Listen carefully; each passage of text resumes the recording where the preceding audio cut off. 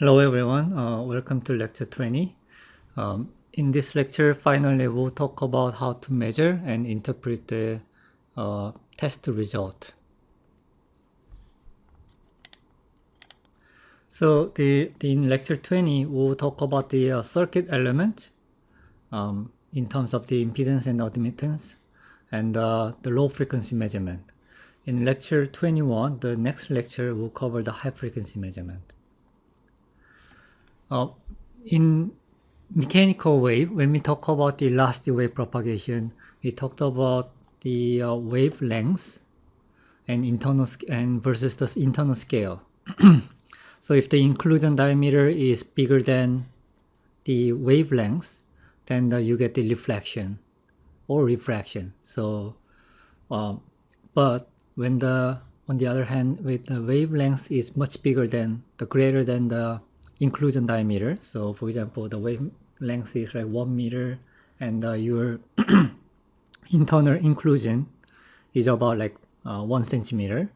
Then this wave will feel as a continuum material. So here it will feel as an equivalent continuum, and that also applies to the particulate material. So in this case, we can replace this inclusion diameter with the particle diameter.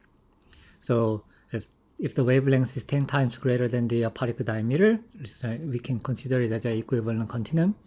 But if it's less than like tenth of it, then the wave propagation will be heavily affected by the refraction and the reflection. This same concept can be applied and can stay true for the electromagnetic wave.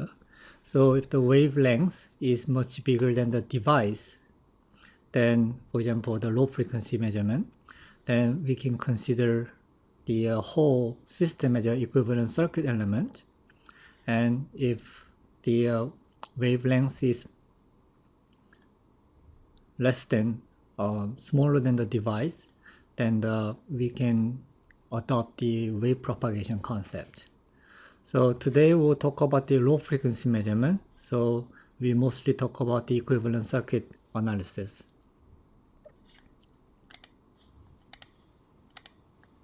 So let's move on to the lecture note that I shared previously. So when we look at the electromagnetic wave in frequency range, this is the kilohertz and megahertz,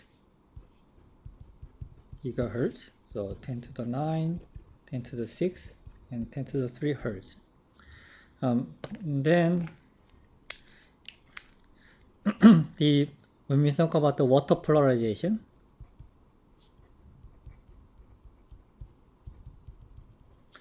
the orientational polarization occurs at around like 10 to 11. Right?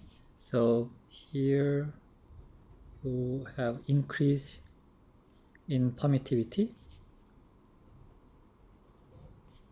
It will be flat like this. And in this region, the kappa prime is around 80. So real relative permittivity is about 80. And then when it's the wet clay, you get the double layer polarization at around megahertz. So it will make something like this. So this is called the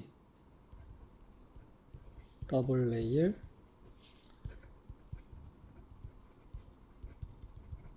polarization. And then flat again like this. And then in here, when the frequency is lower than the 1 megahertz, in terms of the electromagnetic wave speed, the wavelength is around 300 meter, and so the wavelength is much bigger than the device size or the soil. So we can consider it as quasi-static, and we use the equivalent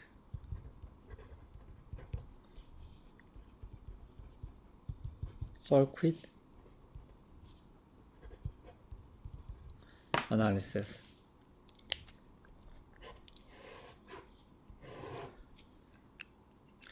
And when the wavelength is at gigahertz, here lambda is around 30 centimeter.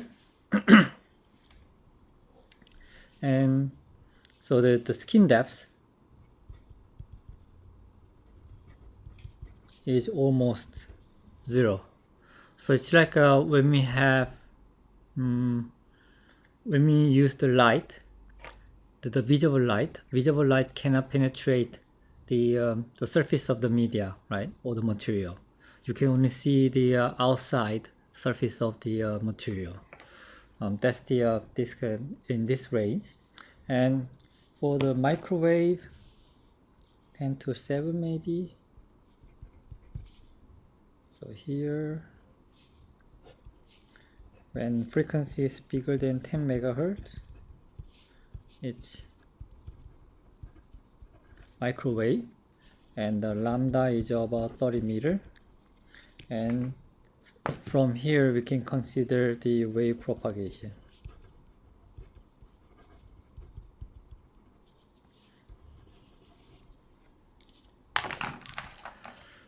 So today we'll talk about this equivalent circuit analysis. Let's move on. Then, so when we talk voltage in AC, the voltage that varies in time is V times exponential function of j omega t plus some phase shift phi. So then you can divide e to the j omega t times e to the j phi, right? And the current also we can express as Euler form, e to the j omega t plus theta, because the phase shift can be different from voltage. So then I times e to the j omega t times e j theta, right? And the impedance is, I think we talked about this for the mechanical wave. It's the same. We use the z, and this is the complex number, so z asterisk, and impedance is cause over effect, right? So in this case, in the electromagnetic or the circuit analysis, the potential difference or the voltage is the cause. So it's like a pressure or the force that you're applying to a system, and the result is the current. So when there's a potential change, then if the system is conductive, then you have an electron flowing. So that's the current. So then we can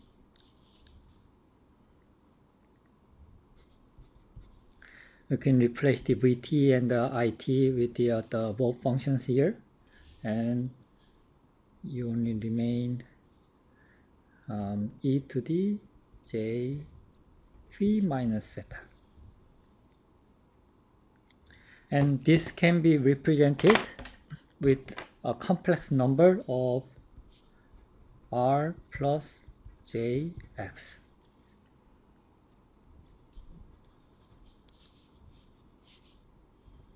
So in here we can say that the voltage is the cause, and the result or the effect will be the current. So then here in the impedance, the complex number, R is, we call it resistance, and the X is reactance. and both has the same unit, ohm.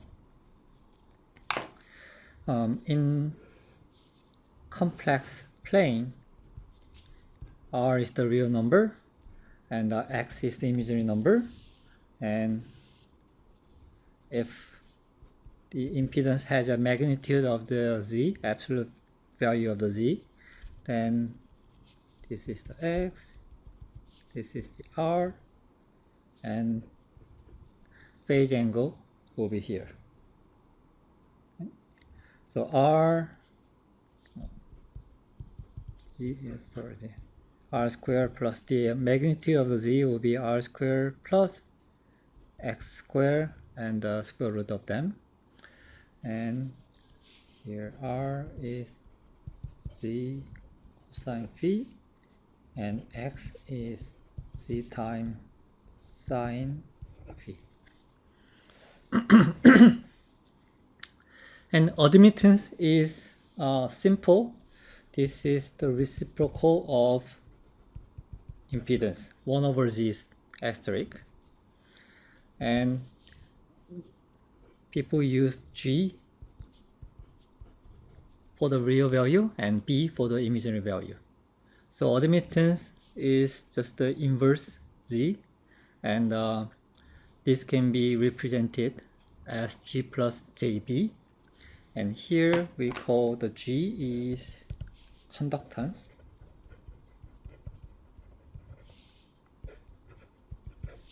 and B is susceptance. The unit is the like 1 over ohm.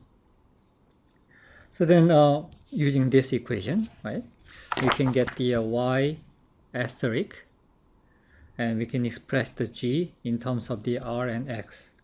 Let's do that first.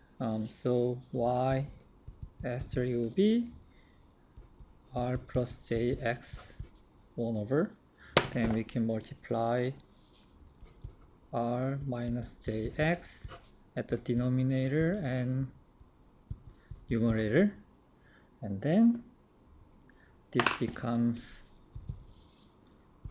R minus JX over R squared plus X squared. So the real value of admittance, which is the G, can be expressed as the R and X, which is R over R squared plus X squared. And the imaginary value of the admittance, which is susceptance, is what? Minus X over R squared plus X squared. Right? So these Z and Y are interchangeably used. No? So if you know the Z, the impedance, you can calculate the admittance, and vice versa.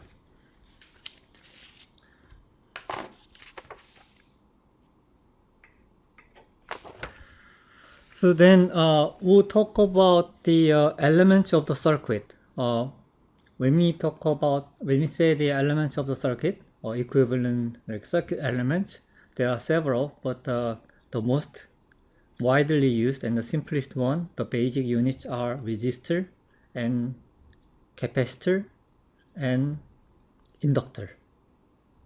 We'll talk about let's look at the resistor first. Resistor is like we use this symbol, right? And it follows the Ohm's law, V equals R times I, right? So the impedance of the this resistor is V over I. The impedance, this is the by definition. So then R is the impedance. So it doesn't have imaginary value. So resistor, impedance of the resistor is just the real value. And it means that the resistor will play in phase with the potential. So the all voltage. So voltage and resistor doesn't have the phase delay. Anyway, the Ohm's law, R is V over I, and R is the resistance, and V is the potential difference, and I is the current. In another terms, Ohm's law for the continuum material, the resistivity, rho, is E over J, and here E is the electric field, and the J is the current density. So, again, I should say that when you have the resistor in the circuit, then current is in phase with driving voltage.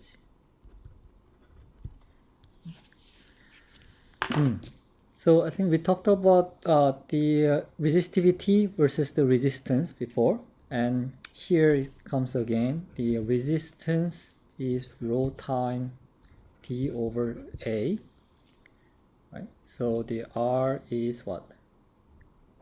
R is ohm, and the resistivity is ohm times meter, and rho is E over J. So we can say that the E is the potential difference divided by the distance, so V over D, and J is the current, because it's current density over the area, so I over area. So then V over I is R, so R over A over D. So you can see this and this are just the same equation. They are identical. So power, the rate of the energy transfer across the resistor. Now we can get the power, and I use the black one.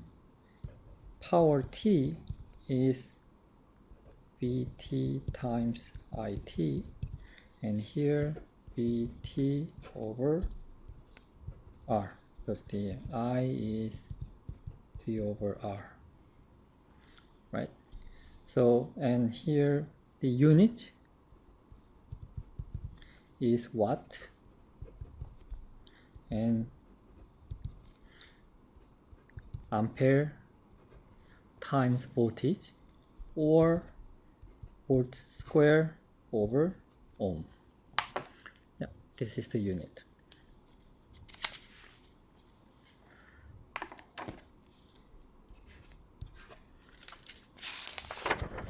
Then the second element is capacitor.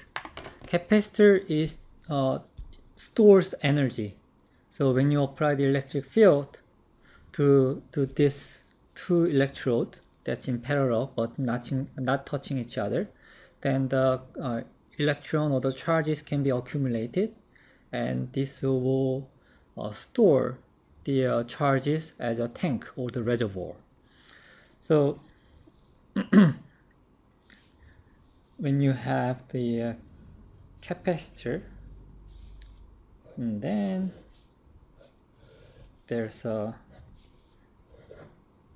AC volt applied, then electron can move, right? So when you apply the voltage first instantaneously, then current spikes. If it's the zero, current spikes, and then it drops dramatically with time. So then it's charging the current over this time. At this inside these two electrodes. So this kind of capacitor,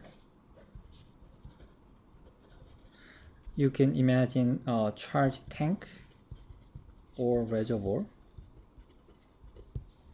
So charge can accumulate on the electrodes.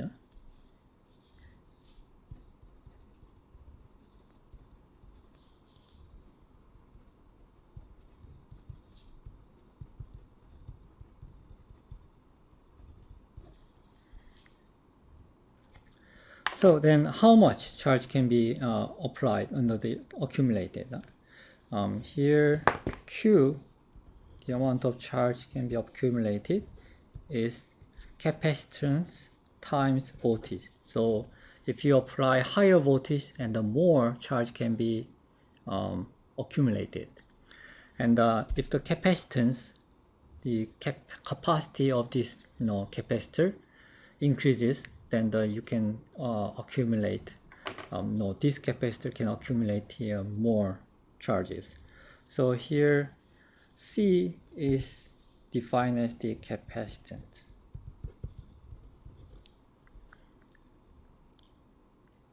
So in other words, definition of the capacitance is amount of charge can be accumulated per voltage. So per like 1 volt. So how do we? And here we use the Faraday for the unit. And how do we compute the capacitor? For example, if we have a parallel plate, like can I have one plate, another plate,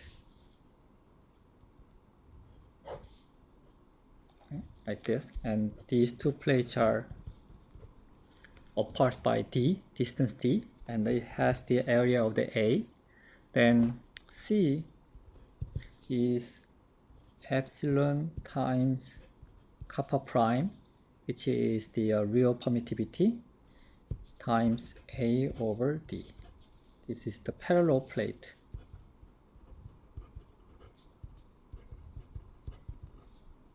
Capacitor. If it's cylindrical, then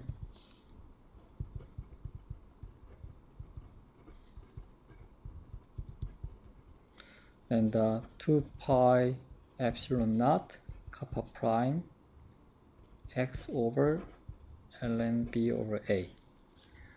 The figure is shown in the slide.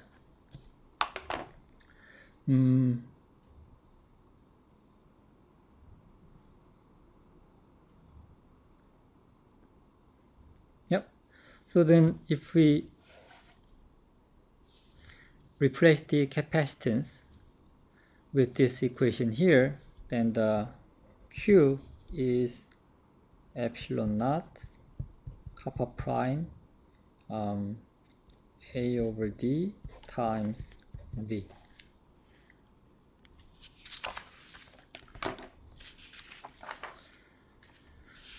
And then current, charging current. So how does the capacitor works? The rate of charge flow when the capacitor is connected to a different voltage.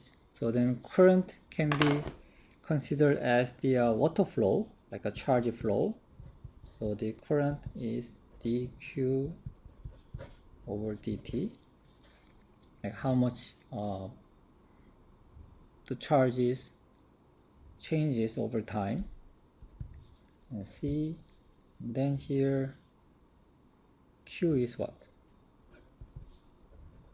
Q is voltage time capacitance.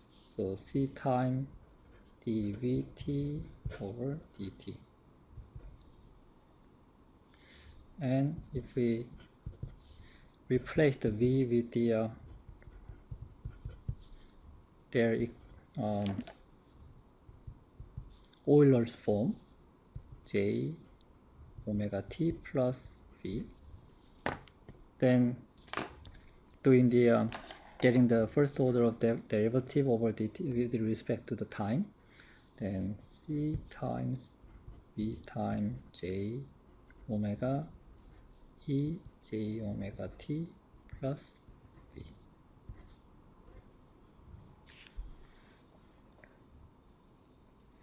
Right? So we can see that in the capacitor, the current is in different phase with the voltage. If the voltage is sinusoidal, then because it's we are getting the first order of derivative, right? So we're getting the we are differentiating the voltage with respect to t. So then this becomes sine, right? If this is cosine, then this becomes sine. So it means that the voltage and the current are 90-degree phase shift.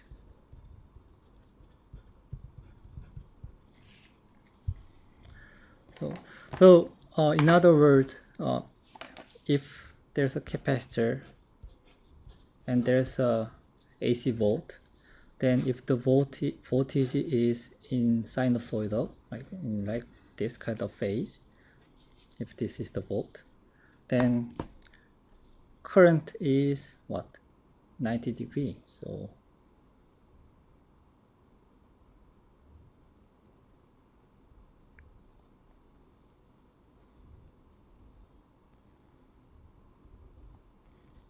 something like this, huh?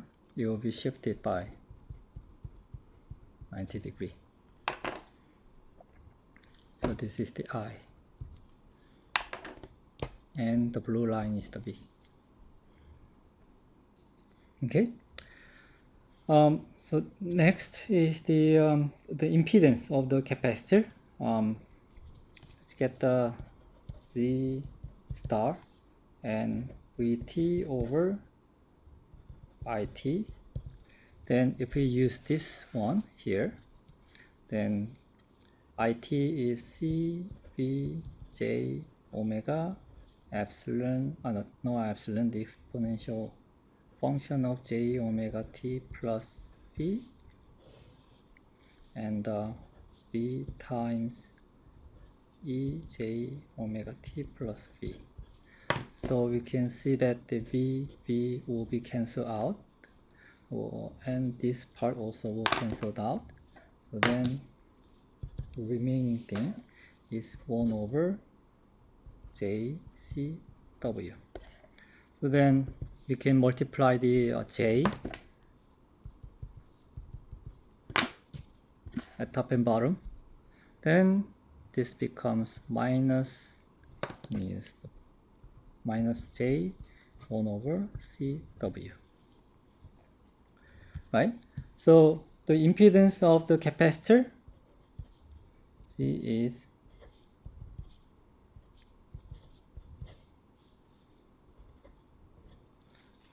omega C.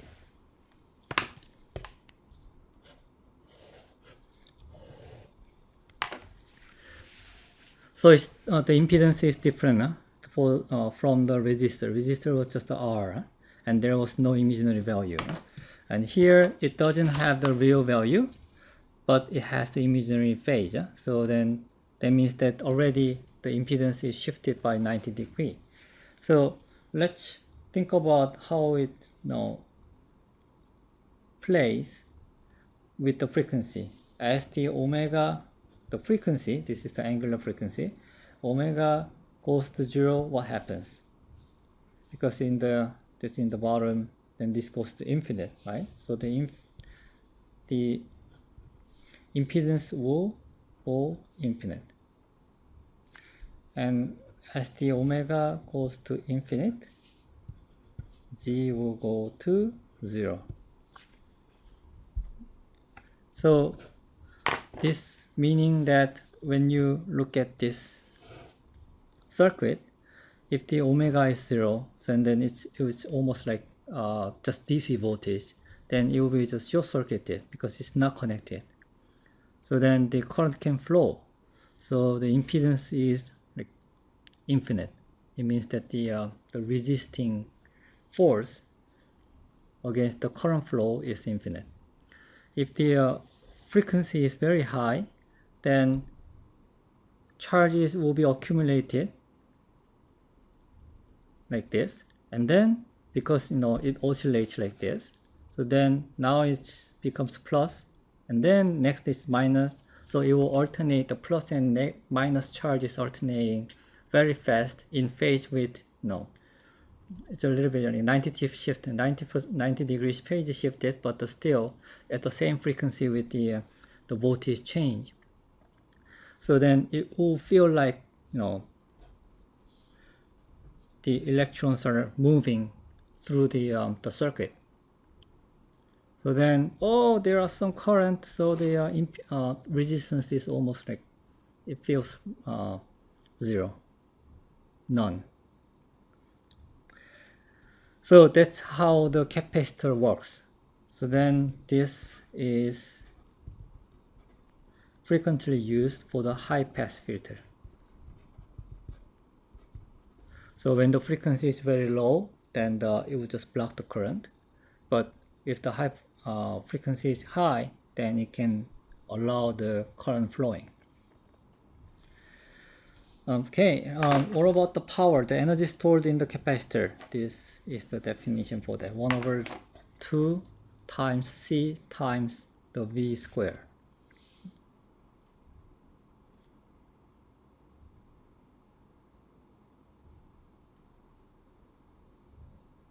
Yep. And the last unit in this LCR circuit is the inductor. Inductor is, you can think of the solenoid. So you can draw a coil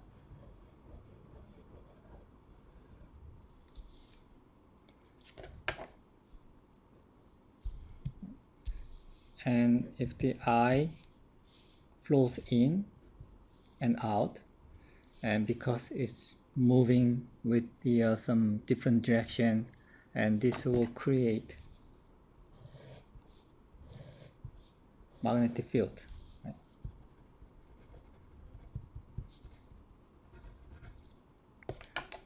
This is discovered by the Faraday, and this magnetic field is constant inside the coil. This is a straight coil, so it's a solenoid type. And also there are some donut-shaped coils.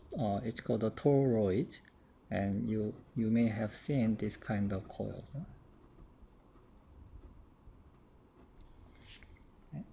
This is called a toroid, and this is called a solenoid. And the magnetic field B is constant inside the coil. Then when you have a magnetic field like this, what will happen? It will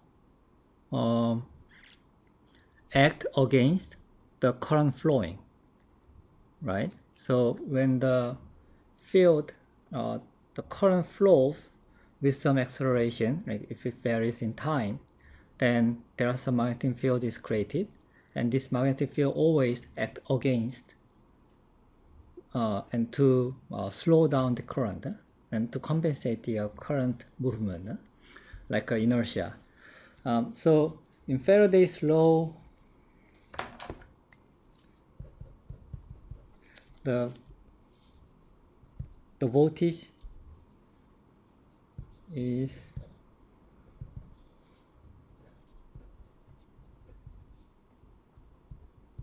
magnetic field, the integration of the magnetic field over a surface, and the variation, the first order derivative of that magnetic field integration.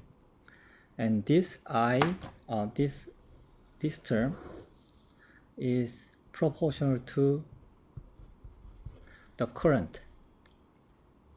So here the B is linearly related to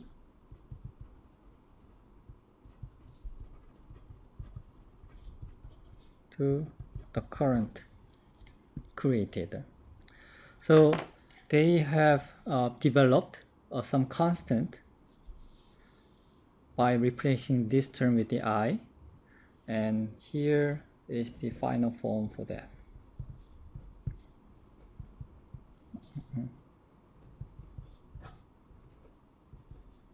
Sorry about this. So L times di over dt. And here L, the constant L, is called inductance.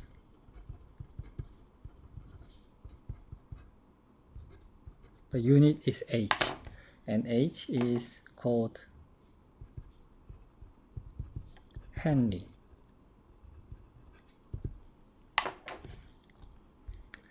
For the solenoid like this, if the coil is wrapped in n turns,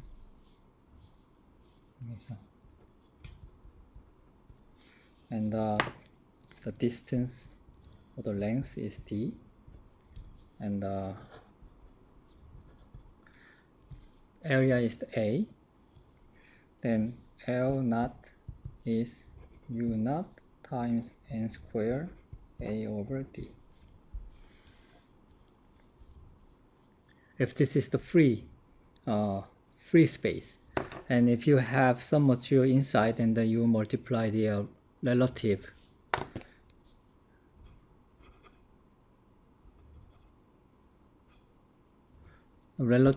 permittivity of the material, if inclusion is there.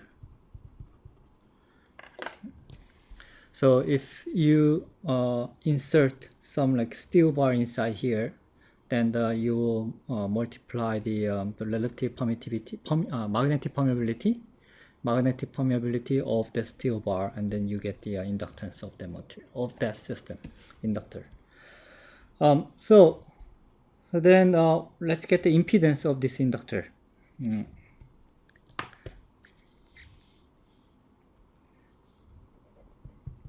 V is like here, from here, L times d it over dt, and here we can replace the I with the Euler's form, j omega t plus theta, right? So then I times E j omega t times E j theta, and if we do the if we get the first order derivative, or if we do the differentiate this current with respect to the time, and this is a constant, this is constant, and you get this term as a variable of t. So L I and the j omega will come out, then E j omega t times E j theta, right? So then impedance is Vt over It, and where's V? Yeah, this is the V. This is the V, right? So L times I times j omega E j omega t times E j theta over I E to the j omega t times E j theta. So then it will cancel, this will cancel out, I and I will cancel out, so you get left j times omega L. So in other words, the impedance of an inductor is 0 plus j omega L. So there's no real part, only the imaginary part. It means that the inductor also causes the out of phase component, 90 degrees shifted. Omega, so if the omega goes to 0, so frequency goes to 0, then impedance goes to 0, right? And if the frequency goes to infinite, then Z also goes to infinite. So at DC, you can see if it's just a DC direct current without any oscillation, it will just flow like a just plain wire, right? Plain copper wire, it will be just like a straight line. But when the current varies, oscillate with the sinusoidal function, then it will create the magnetic field. So then you get this kind of a high impedance. So in summary, we can summarize the three elements R, C, L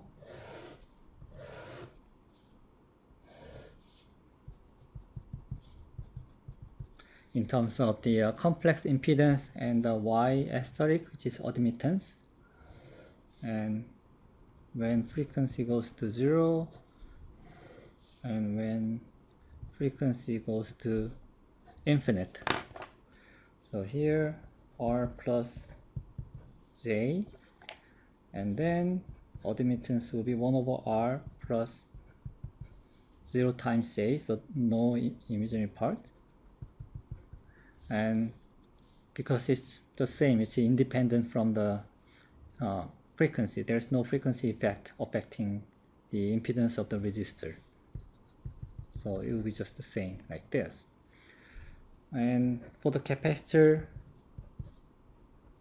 minus J times 1 over omega C. So then if we get the reciprocal of the impedance, it's going to be J omega C. So the Z will be infinite and Z is 0. And for the inductor, J omega L, infinite.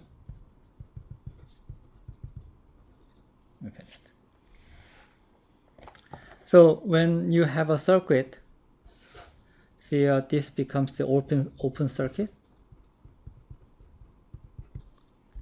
And when it's the frequency is infinite, then it becomes a short circuit.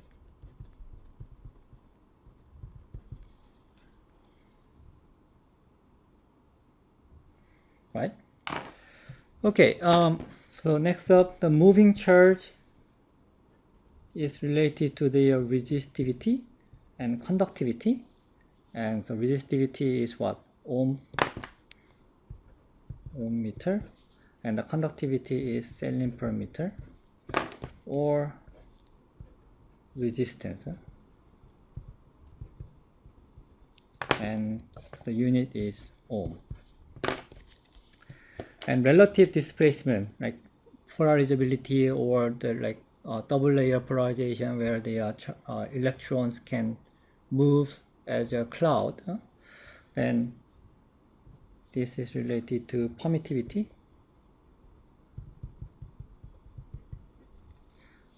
And the capacitance in a Lcr circuit. And for the unit, this is the Faraday over meter, and this is Faraday. The charge acceleration, so when the current varies with time, then this is related to magnetic permeability.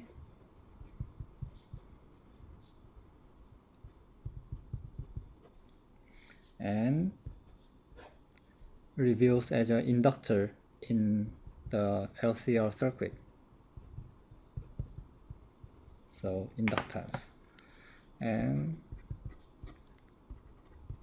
Henry over meter. And the unit of the inductor is Henry. So, yep, these three resistance, capacitance, and inductance are related to the material property of electrical conductivity or resistivity, and permittivity and magnetic permeability. Let's look at the Lcr circuit.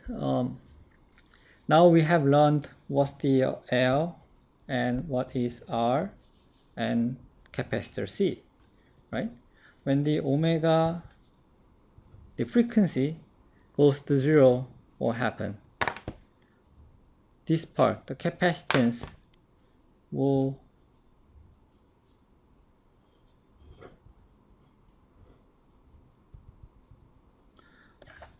be just an open circuit, right?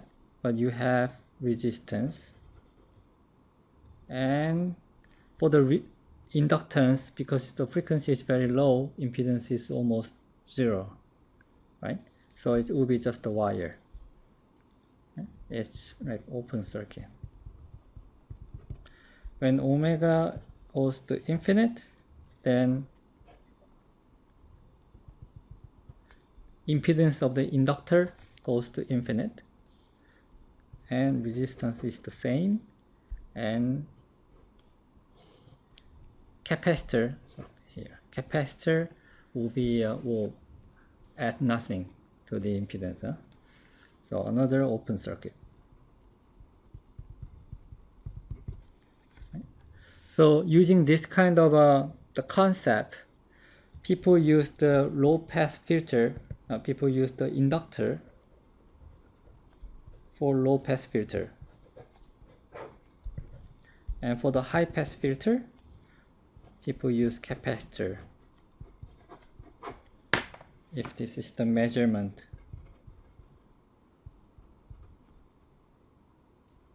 right, to be measured. So in oscilloscope, you see the button. It's called AC coupling. That removes the like offset, DC offset, and AC coupling activates this kind of a high pass filter using capacitance in oscilloscope.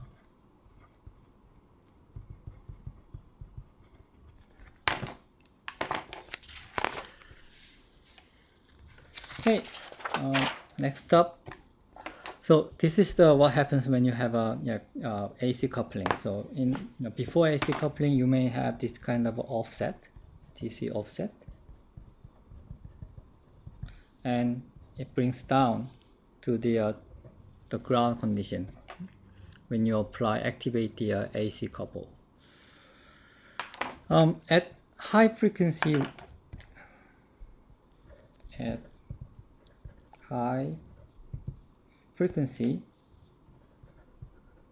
short circuit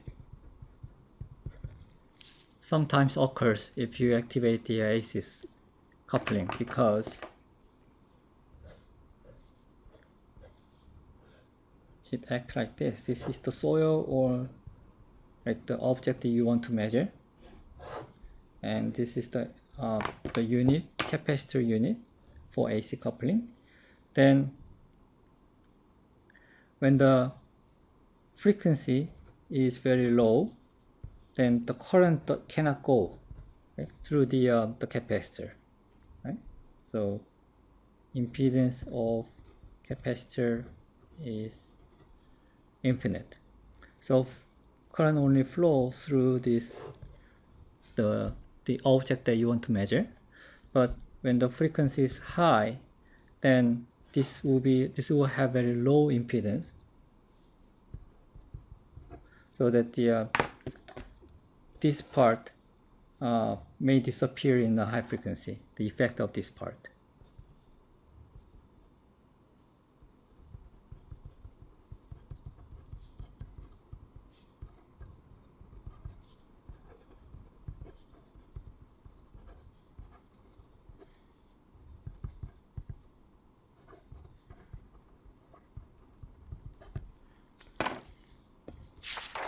So you have to be aware that what frequency you are at, and whether it's okay to use the AC coupling or the high pass filter or not.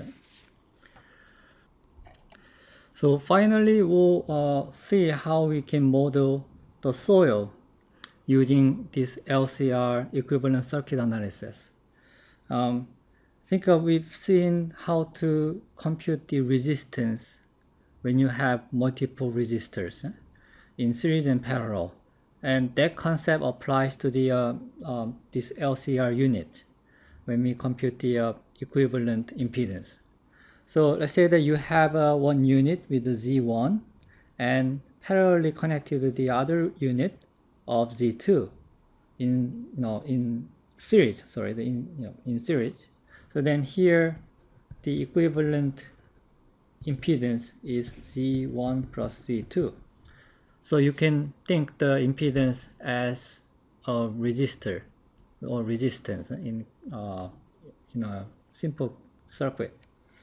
And when they are connected in parallel, then 1 over Z eq is 1 over Z1 plus 1 over Z2. And if we use the concept of the admittance, YEQ, just the same Y1 plus Y2, because the Z1 is the same with Y1 and Y2 is the same with 1 over Z2. Okay. So remember that they are one-to-one correlation and just the inverse of them, vice versa.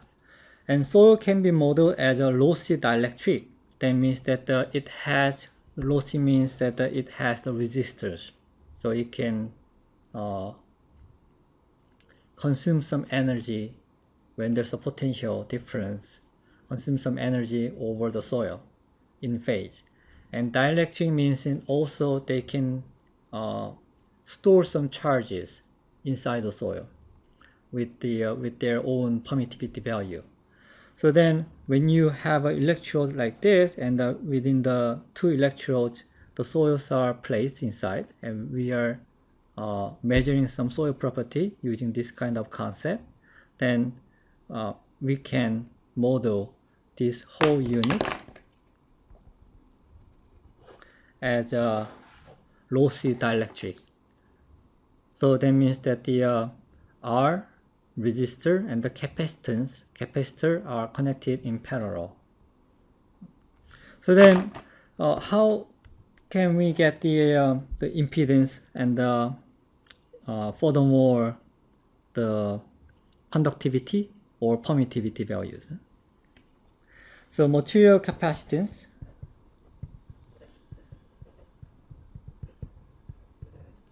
the C is kappa asterisk times epsilon naught A over D.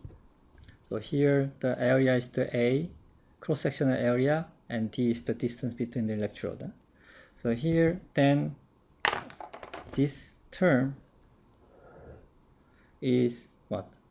This term is the capacitance for the free space. Let's go back here. So here, right? So capacitance is the epsilon naught times kappa prime times A over D. So this is the part, and K asterisk times C naught. And here the C naught is the capacitance of free space vacuum when there's no material inside of the soil. So this kappa asterisk is the material property that we want to measure. This is the material property of the soil. So then what about the resistance?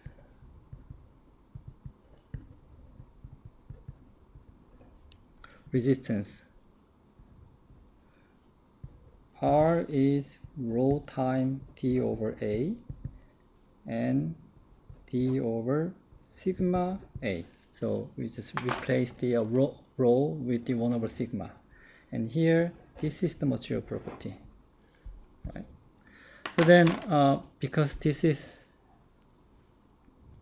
connected in parallel, let's use the admittance.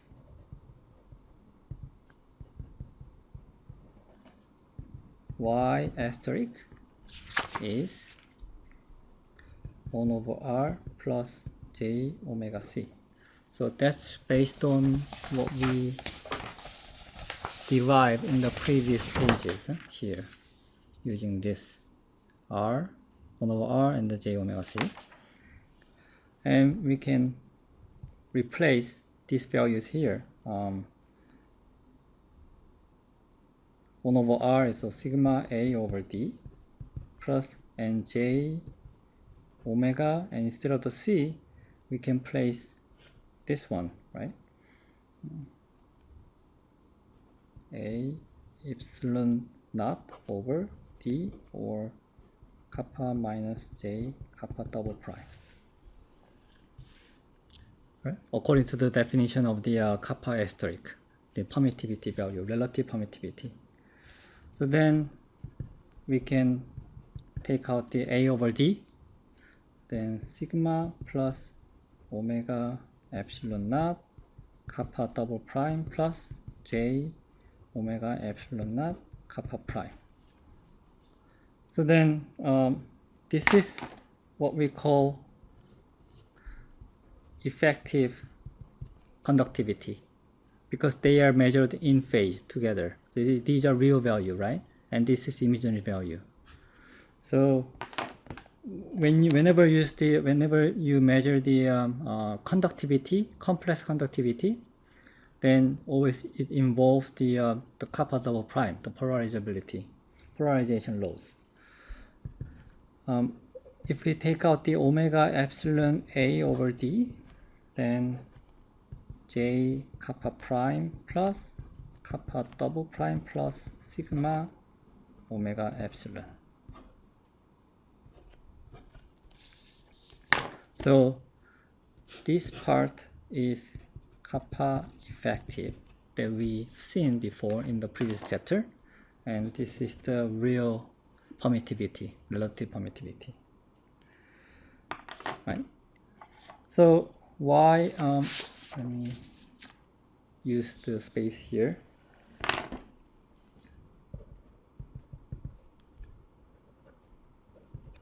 And this is the C naught, J kappa prime plus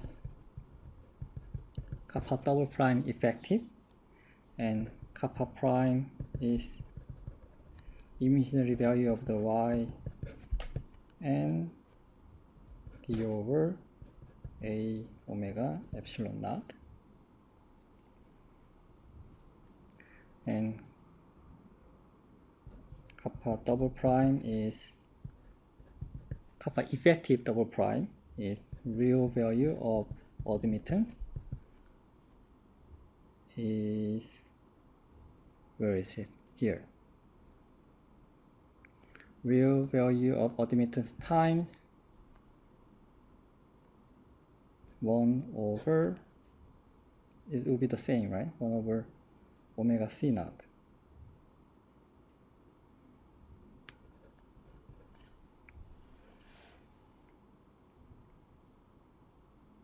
It will be the same with this one. So, yep. So if you measure the admittance using this kind of the geometry using LCR meter, imaginary value will tell you the kappa prime, and real value will tell you the kappa double prime. Also, in some papers, people use often the sigma effective, and this is the real y times d over a. So basically they're the same. Yep.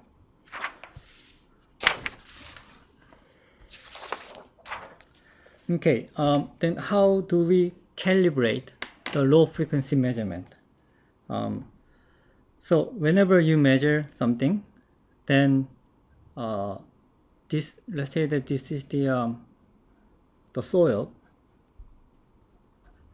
and you have inductance and resistance because of the wire here, and that can be represented as L cable and the R cable, and that's connected in series. And also there are some resistor and the capacitor effect connected in parallel, so R naught and C naught.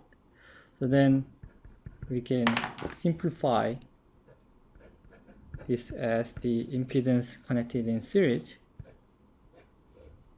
and this is the Z object, the object,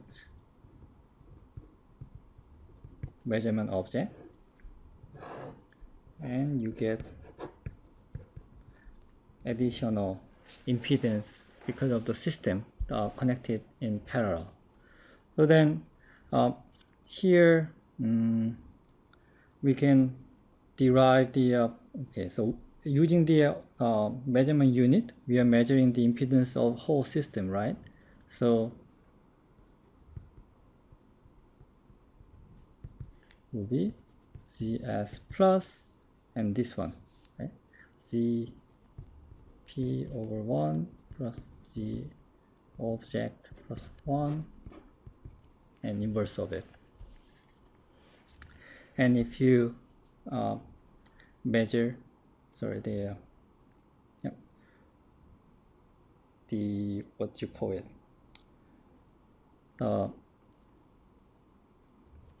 simplify and eliminate simplify and calculate this equation in terms of the Z object, and object is over measure minus GS minus 1 over ZP, inverse of it. So then how do we measure the ZS and ZP?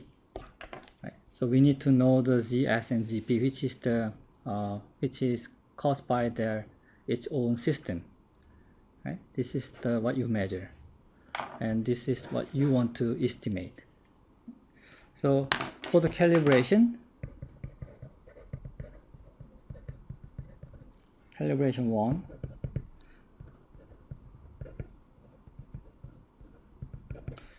you make a short circuit. So then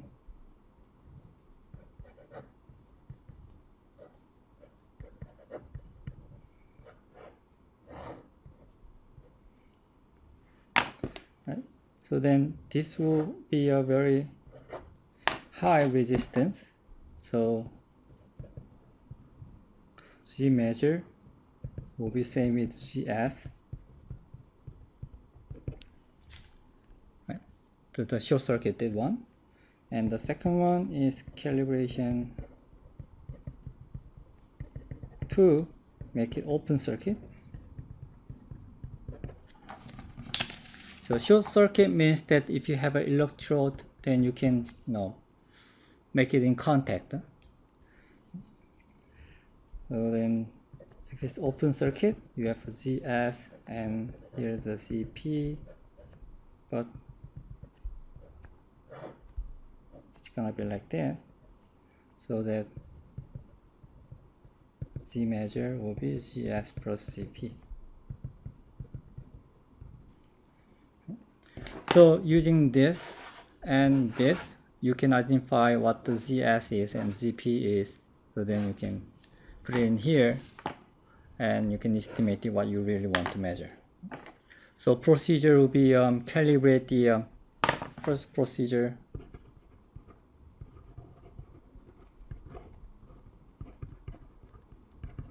Calibrate the ZS and ZP by doing the short circuit measurement and the open circuit measurement, and measure